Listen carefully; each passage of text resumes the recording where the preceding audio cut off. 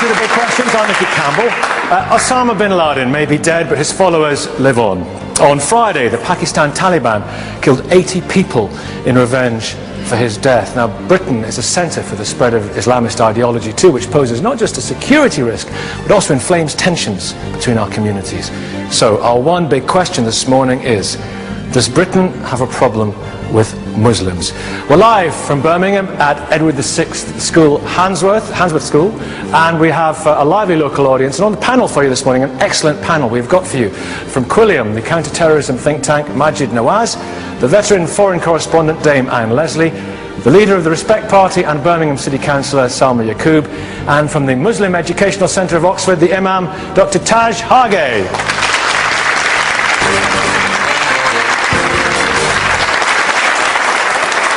Now, as always, you can join in too, and please do via our message board. Just log on to bbc.co.uk/thebigquestions and follow the link.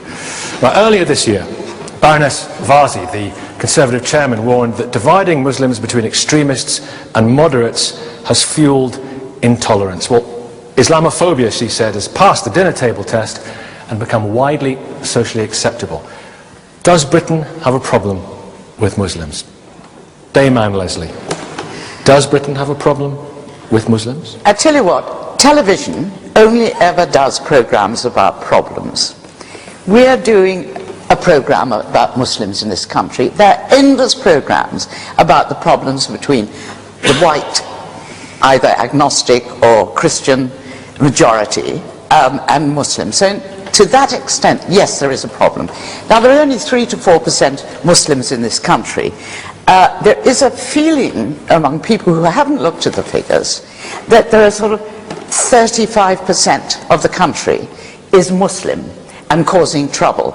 This is because there is a difficulty between a settled community. Now, I'm not going into this business about, you know, that you go back, some people, 3 generations. I'm talking about people who are perceived to have a different culture. For example, do we ever have programs about problems with Buddhists?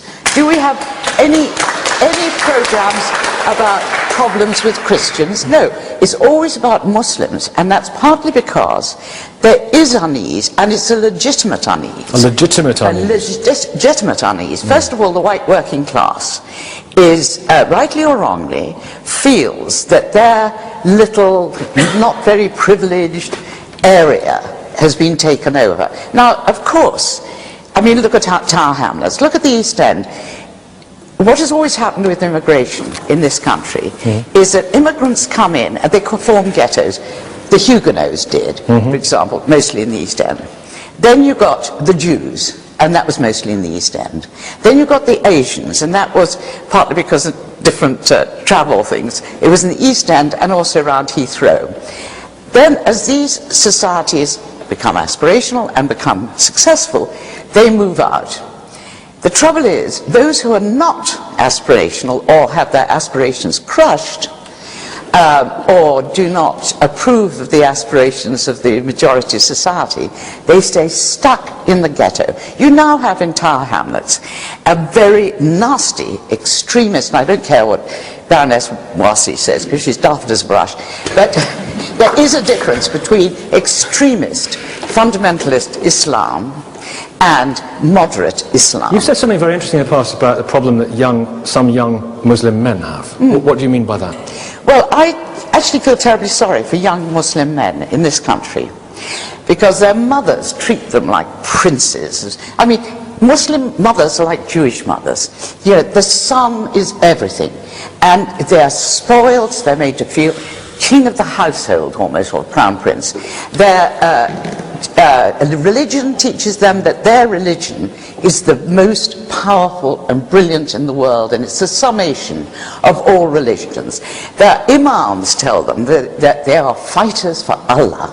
Then they go out into the world and they find they're out in the world, unemployment, local authority corruption, they've had lousy English education, and all of this, plus no sex, because they're not allowed to have sex unless they get married, and it's difficult to get married. Salma Yaqub, do you want to come in? I'm talking about, no, you see, you come from very non-extremist, non-ghettoized Oh, thank you so Muslims. much. I actually was born in Bradford, brought up in Alum Rock in my younger years, and now live in Moseley in Birmingham.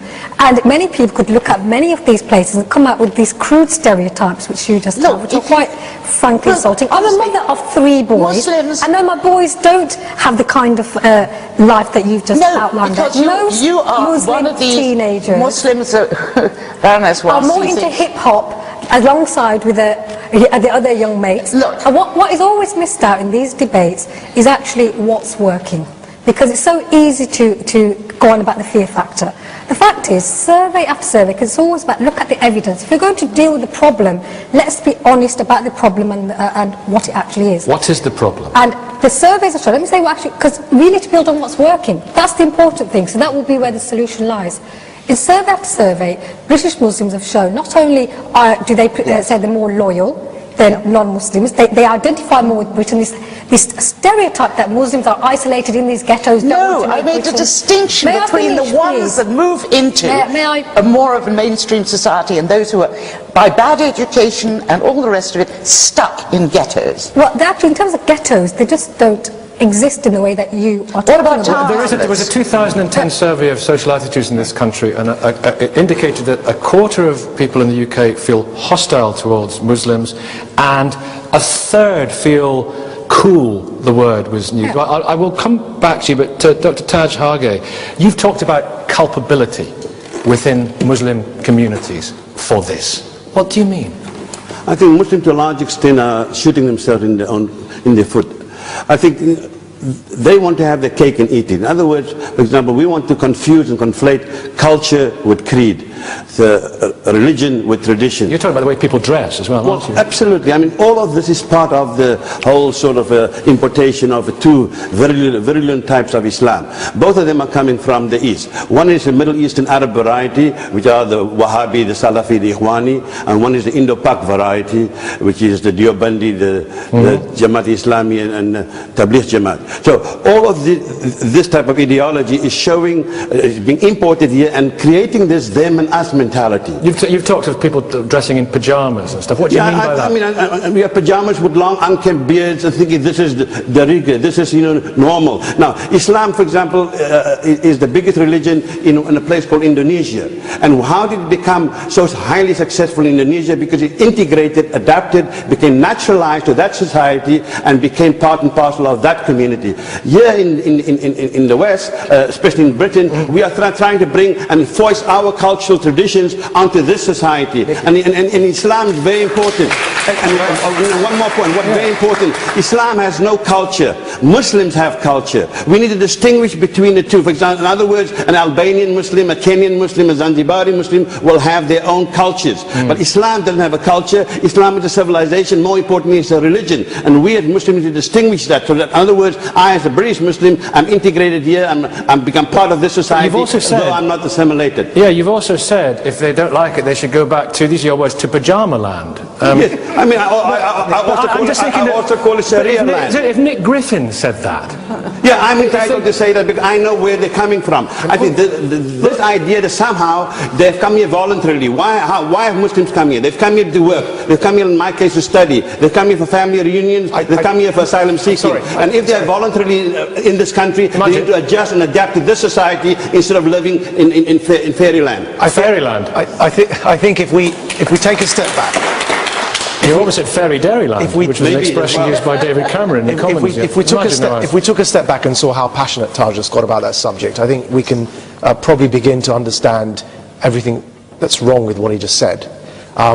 I think you're emotionally involved in a subject. And you're of course not. No, I'm trying... He's monetarily involved. Oh, thank you. I'm trying... involved. So allow me just to make the point. Salim here says you're monetarily involved. Your organisation is accused by some Muslims say you represent no Muslims, and some Muslims say you get all your money from the American right and the British government and neocons and this, that and the other, and they say that you're a stooge. Yeah, okay, so allow me now to make the point once we've got all the names out of the way. And the point I was going to make is that if we're going to talk about... There is a problem with extremism in the UK, but I don't think we should be worrying about how people dress, frankly. I don't think extremism isn't how someone dresses, because extremism is actually forcing your opinion on somebody else, whether it's by violence or by law, to enforce a dress code. It's not about how individuals choose to dress. And if we want to force people to dress in how we define, in a British way, like the French have done, I think that's just as extreme as those who want to force a woman to cover their hair. So I think that the French model of secularism, to say that a woman is not allowed to cover her face, or the Iranian version of Islam, to say that a woman must cover her hair, both of those are two sides to the same coin. Some people, it's a visible difference. And I would object to both. And I think that what Taj has talked about, when he talks about pajamas, he talks about people growing their beards, there's absolutely nothing wrong with a person deciding to dress in this way or that, or a man deciding to shave or grow his beard, or a woman deciding to cover her hair or not. These are individual choices that we must respect. Taj, go to a folk music festival, you see a lot of beards there as well. Absolutely. But Anne Leslie, do you want to come back in? I mean, seriously, that was a rant. That was a rant. By Taj? Yeah, that was a No, rant. I'm afraid, Majid, I totally disagree with you. I mean, what's important for us to realize is that, listen, we Muslims came here voluntarily. Now, if we come here voluntarily, we need to adjust and adapt to this society. You might have come here voluntarily. I was born in this country. Yeah. What are you talking about? Your father came voluntarily. Your dad came voluntarily. You don't know my father. Yeah, your dad came voluntarily. Hold on, you don't know my father. I was born in this country. Don't talk about my father, talk about me. I was born in this country. I can dress how I choose. I choose to dress in this suit. Yeah.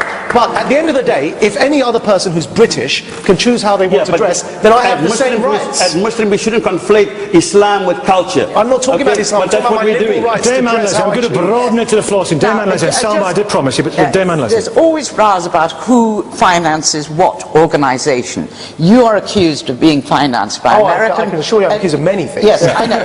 But then, of course, what I really object to is the heavy amount of financing of Wahhabi doctrine, which is the extreme form, from Saudi Arabia. Saudi spends its petrodollars on trying to spread Wahhabism, which was always a very small minority sect, born in the desert, the Arabian desert in the 18th century, to try and spread it around the world. Now, in fact, I've been on with Salma on her program on the Islam channel, and it was a delightful and interesting and fine program. But I go onto the Islam channel for the question and answers and other channels. Yeah. These are all financed by Saudi by various means, and you listen to the question and answer things. Yes. Two young people ringing in who are confused, don't know what. And one young girl said, I just started to the mullah, or imam, or what do they call them. I have just started menstruating. She was very nervous about uttering this terrible word. I'm told I can't touch the Quran. And he said, no, you can't. I mean, he spoke for ages, but anyway, he said basically, you can't touch the Quran when you're menstruating unless you wear gloves. Another of these imams said, if you, a woman... Are we talking about extremism or I know, some, but this is what's the how relevance many of it? people go into... You know, we can talk about the Torah, we can talk about the Bible, we can talk about I know, what but people they are find offensive, what they're not. They But are not where young people go constantly. I mean, there are only 300,000 Jews anyway in this country. I'll come to you in just 1 second, because you've been classified as one of these Salafi, Wahhabi people, this particular strand. But Salma, I did promise you've allowed to come back two kind of really big rants, and so much is spewed out, and it's like kind of what... Salma, have your own rant. Go on. So at least let's get a sense of perspective here. Less than 3% of people in this country are Muslim. Yes, when it comes to loyalty, when it comes to tolerance, when it comes to democracy, all these British values, which I believe actually human values, are what British Muslims want, share, advocate with passion. Right. And yet all we hear about is the problem of people who apparently just want to segregate themselves off and are causing all this unease. There is unease in white working class areas, not because of Muslims, but because of genuine poverty, because they have been abandoned by the mainstream establishments. The BNP exploited that, racialised it, but the good news is this, and I would say Britain does not have a problem with Muslims. British politicians definitely try. On the subject, if I may.